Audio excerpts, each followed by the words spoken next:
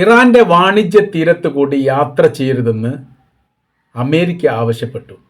കപ്പലുമായി സഞ്ചാരം നടത്തുകയും അതോടൊപ്പം തന്നെ വാണിജ്യ ആവശ്യങ്ങൾക്ക് വേണ്ടി ഇറാന്റെ അതിർത്തി കടന്നുകൊണ്ട് മറ്റു രാജ്യത്തേക്ക് പോവുകയും ചെയ്യുന്ന കപ്പലുകൾക്കാണ് പ്രത്യേകമായിരിക്കുന്ന നിർദ്ദേശം അമേരിക്കൻ പ്രസിഡന്റ് ഡൊണാൾഡ് ട്രംപ് നൽകിയത്. കപ്പൽ പിടികൂടാനും അവരുടെ അണ്ടറിലേക്ക് വെക്കാനും സാധ്യതയുണ്ട്. പിടിക്കപ്പെട്ട കപ്പൽ തിരിച്ചു കിട്ടാൻ വലിയ പ്രയാസമാണ്. പിന്നെ യുദ്ധ സാഹചര്യങ്ങളിലേക്കൊക്കെ നീങ്ങാൻ സാധ്യതയുണ്ട് എന്നതാണ് ഇതിൻ്റെ വിവക്ഷ എന്ന് ന്യൂയോർക്ക് ടൈംസ് അടക്കമുള്ള പത്രങ്ങൾ റിപ്പോർട്ട് ചെയ്യുന്നു. ഇതാദ്യമായിട്ടാണ് ഇറാൻ്റെ അതിർത്തി കേന്ദ്രീകരിച്ചുകൊണ്ട് യാത്രാ കപ്പലുകളോ അതല്ലെങ്കിൽ വാണിജ്യ കപ്പലോ പ്രവേശിക്കരുത് എന്ന് പറയുന്നത്. വെനിസ്വേലൻ കടൽ തീരവുമായിട്ട് ബന്ധപ്പെട്ട് ഇപ്പോഴും ഒരു കപ്പൽ അമേരിക്കയുടെ കൈവശത്തിലാണ്. അത് റഷ്യയുടെ പതാക പതിച്ച കപ്പലാണ് എന്ന് പറയപ്പെടുന്നു. എന്നാൽ ആ ഒരു സമയത്ത് ഈ കപ്പൽ പിടികൂടുന്ന സമയത്ത് കപ്പലിൻ്റെ ചില ഭാഗങ്ങൾ പെയിൻറ് ഒരതിയിട്ട് അതിന്മേൽ ഈ റഷ്യയുടെ പതാക പെന്നുകൊണ്ട് അല്ലെങ്കിൽ കളർ ചിത്രം കൊണ്ട് വരച്ചതാണ് എന്ന് അമേരിക്ക ഈ വിഷയവുമായിട്ട് ബന്ധപ്പെട്ട് പറയുകയും ചെയ്തിട്ടുണ്ട്. ഏതായിരുന്നാലും റഷ്യയും അമേരിക്കയും തമ്മിൽ ഈ കപ്പലുമായി ബന്ധപ്പെട്ട വിഷയം സംഘർഷാവസ്ഥ ഇപ്പോൾ നിലനിൽക്കുന്ന ഒരു മേഖലയാണ് കരീബിയൻ കടലുമായിട്ട് ബന്ധപ്പെട്ട കാര്യം. അപ്പോൾ അതുകൊണ്ട് തന്നെ ഒരുപക്ഷെ ഈ വിഷയവുമായിട്ട് ബന്ധപ്പെട്ട് പ്രതികാരം ഇറാൻ്റെ ഭാഗത്തൂടെ ഉണ്ടാകുമോ എന്ന് അമേരിക്ക പേടിച്ചിട്ടായിരിക്കാം ഇങ്ങനെ പറഞ്ഞത് എന്നും പറയുന്നു. 4 കപ്പലിൻ്റെ കടലിടുക്കിൻ്റെ അല്ലെ കടലുമായി ബന്ധപ്പെട്ടതിൻ്റെ പേര് അതിൽ പ്രകടമാണ്. 1 കാസ്പിയൻ കടലാണ്, 2 പേർഷ്യൻ കടലാണ്, 3 ഗൾഫ് ഓഫ് ഒമാൻ കടലാണ്, പിന്നീട് ഹോർമുസ് കടലാണ്. ഇതൊക്കെ ഏറെക്കുറെ ഇറാൻ്റെ നിയന്ത്രണത്തിലുള്ള കടലിൻ്റെ ഭാഗങ്ങളാണ്. അപ്പോൾ ഇവിടേക്കൊക്കെ ആക്രമണം നടത്താനും അവരുടെ പ്രത്യേകമായിരിക്കുന്ന സൈനിക വിന്യാസവും സൈനിക വിഭാഗങ്ങളും ഇതിലൂടെ റോന്ത് ചുറ്റുന്നതിൻ്റെയും വിവരങ്ങൾ കിട്ടുന്നതിൻ്റെ അടിസ്ഥാനത്തിലാണ് ഈ പറയപ്പെട്ടത്. വ്യോമ സൈനികർ ഈ മേഖല കേന്ദ്രീകരിച്ചുകൊണ്ട് നാവികരോടൊപ്പം റോന്ത് ചുറ്റുന്നു എന്നും പറയുന്നു. ആകാശ നിരീക്ഷണം, ഭൂമി നിരീക്ഷണവും കടൽ നിരീക്ഷണമൊക്കെ നടത്തുന്നുണ്ട് എന്ന് ചുരുക്കം.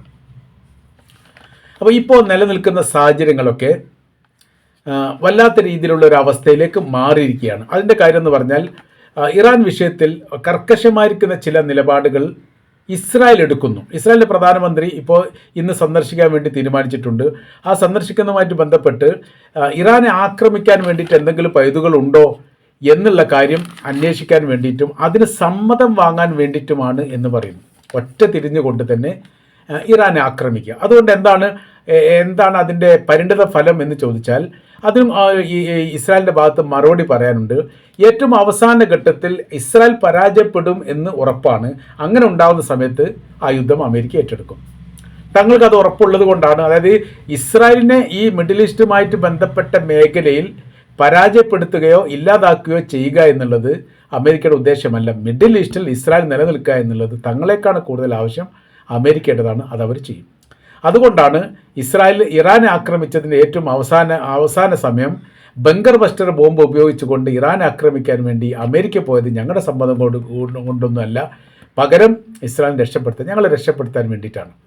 അപ്പോൾ ഈ അടുത്ത കാലത്ത് ബങ്കർ ബസ്റ്റർ ബോംബ് പ്രയോഗിക്കപ്പെട്ടത് അമേരിക്ക പ്രയോഗിക്കപ്പെട്ട ഇറാനിൽ മാത്രമാണ്. ഇസ്രായേൽ ആണെങ്കിൽ ലെബനാനിലെ ഹിസ്ബുള്ള ഗ്രൂപ്പുമായിട്ട് ബന്ധപ്പെട്ട് പ്രയോഗിച്ചിട്ടുണ്ട്.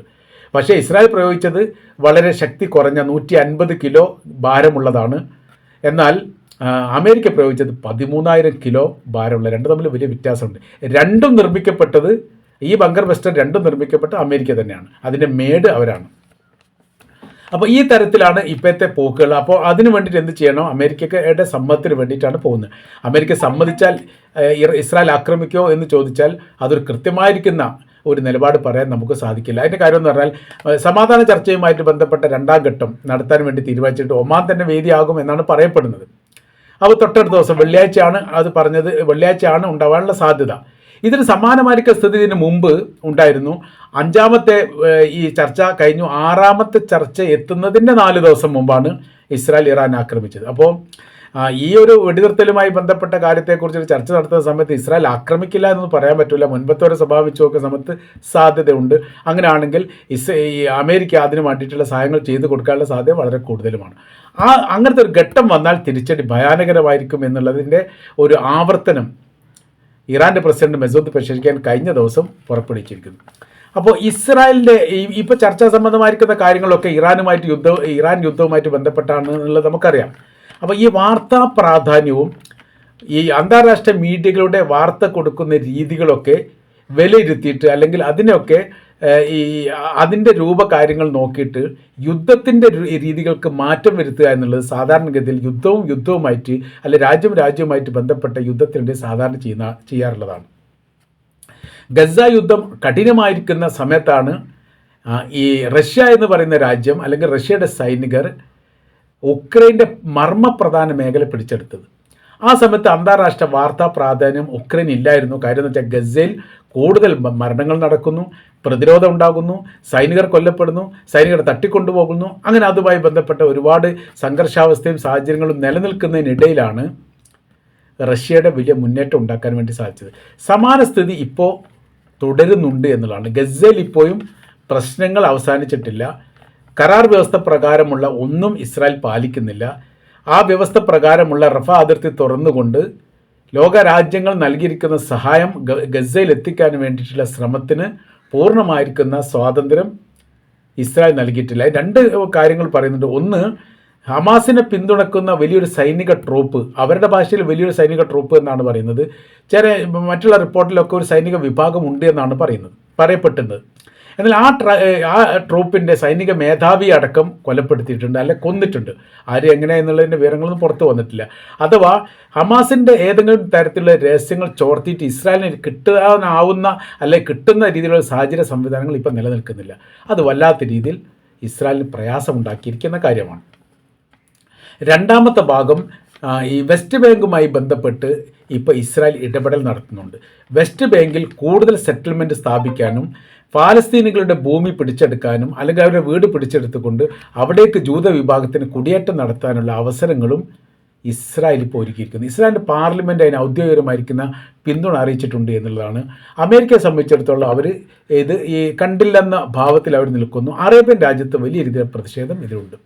അറബിയുടെ പ്രതിഷേധം വലിയ രീതിയിലുള്ള പരിഗണന ഒന്നും ഇപ്പോൾ ഇസ്രായേൽ വരുത്തില്ല എന്നുള്ള കാര്യം ലോകത്തിന് അറിയാവുന്നതാണ്. അതിൻ്റെ കാര്യം എന്ന് പറയുന്നത് ഇസ്രായേലിൻ്റെ നയനിലപാടിനെ രൂക്ഷമായി വിമർശിക്കുക എന്നല്ലാതെ യുദ്ധവുമായിട്ട് ബന്ധപ്പെട്ട് ഇറാനോടൊപ്പം സഹകരിക്കുന്ന ഒരു നിലപാടൊന്നും അറബ് രാജ്യങ്ങൾ എടുക്കില്ല എന്ന വിശ്വാസത്തിൻ്റെ അടിസ്ഥാനത്തിൽ അവരൊരു വിമർശനത്തിൻ്റെ ഭാഗമായിട്ട് അതിനെ കാണുന്നു എന്നല്ലാതെ അതിനപ്പുറമുള്ള ഒരു പ്രവൃത്തിയിലേക്ക് നീങ്ങാനുള്ള സാധ്യത വളരെ കുറവാണ്.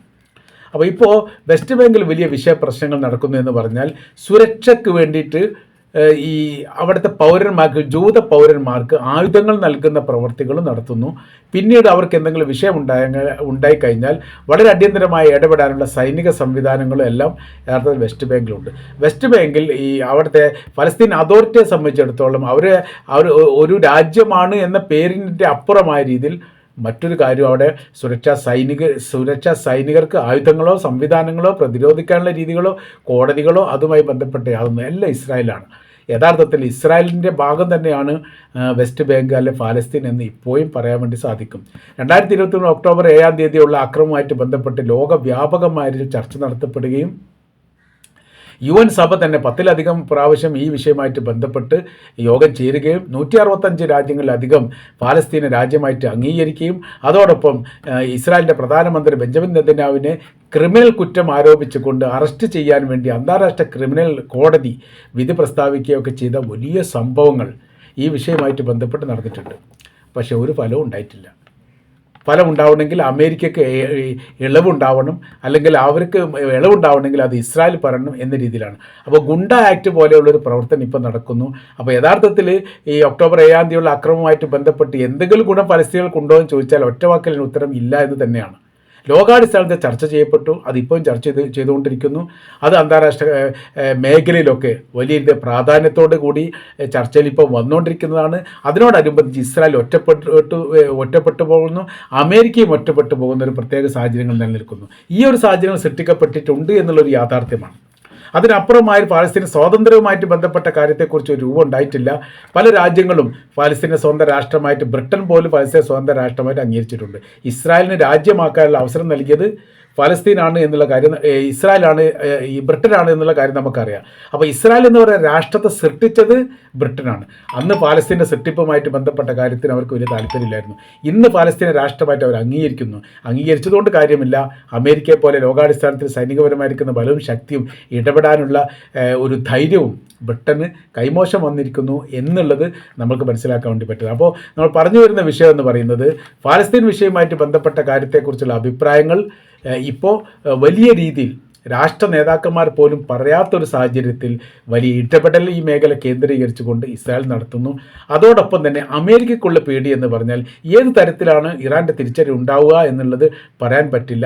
ഒരു മേഖലയിലും ഒരു കപ്പലിനെ പോലും സംരക്ഷിക്കാൻ പറ്റാത്ത വിധം വല്ലാത്ത രീതിയിൽ വിഷണ്ണമായിരിക്കുന്ന ഒരു സാഹചര്യമാണ് അമേരിക്കയ്ക്കുള്ളത്. അതുകൊണ്ടാണ് അമേരിക്ക പറഞ്ഞത് ഇറാൻ്റെ നിയന്ത്രണത്തിലോ ഇറാൻ നിരീക്ഷിക്കുന്ന മേഖലയിലൂടെയോ കപ്പൽ സഞ്ചാരം ഒഴിവാക്കണമെന്ന് അമേരിക്കൻ പ്രസിഡന്റ് ഡൊണാൾഡ് ട്രംപ് പറയണമെങ്കിൽ ഈ ഇറാൻ്റെ തിരിച്ചടി ഭയാനകരമായിരിക്കും എന്ന് മനസ്സിലാക്കിയതിൻ്റെ അടിസ്ഥാനത്തിലാണ് എന്ന് തീർച്ചയായിട്ടും നമുക്ക് പറയാൻ വേണ്ടിയിട്ട് സാധിക്കുന്നതാണ്.